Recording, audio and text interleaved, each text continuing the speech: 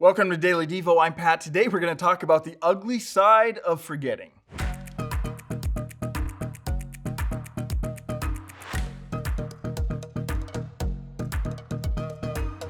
Have you ever forgotten something important?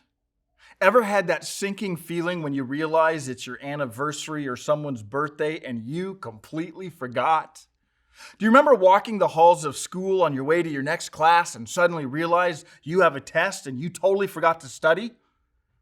I just summed up my entire high school years. Forgetting important events runs the gamut of being slightly embarrassing to somewhat costly to detrimental to sometimes even deadly. Occasionally, forgetting something is nothing more than a silly little mistake. But in some cases, there is a very ugly side of forgetting.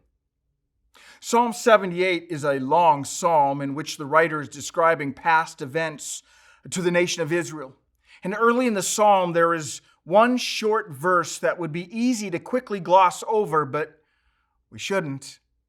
It's one partial sentence that is packed with meaning and a crucial reminder for you and me. Psalm 78, verse 11 simply says, "They forgot what he had done, the great wonders he had shown them." They forgot. We all have stories of how forgetting something or someone got us into trouble. But if you take some time and read the verses surrounding verse 11, you will quickly see that Israel's disobedience and arrogance and sin was partially due to them forgetting. In other words, forgetting what God has done for us is actually linked to our disobedience. It's actually linked to our sin. Now, I know that forgetting doesn't seem to be that big of a deal, but it is. And you and I actually know that to be true. As I said a moment ago, we all have stories from our lives or from other people's lives in which forgetting ran a range from being slightly embarrassing clear up to deadly. This writer is telling us that specifically forgetting what God has done for us is dangerous and will lead to sin. You read the whole psalm and you will find that Israel's forgetting what God had done for them in the past led them to arrogance, it led them to distrust and complaining and lusting for more.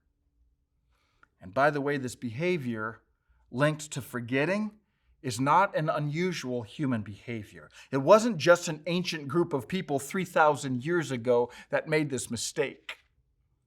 You and I, if not careful, are in danger of the same.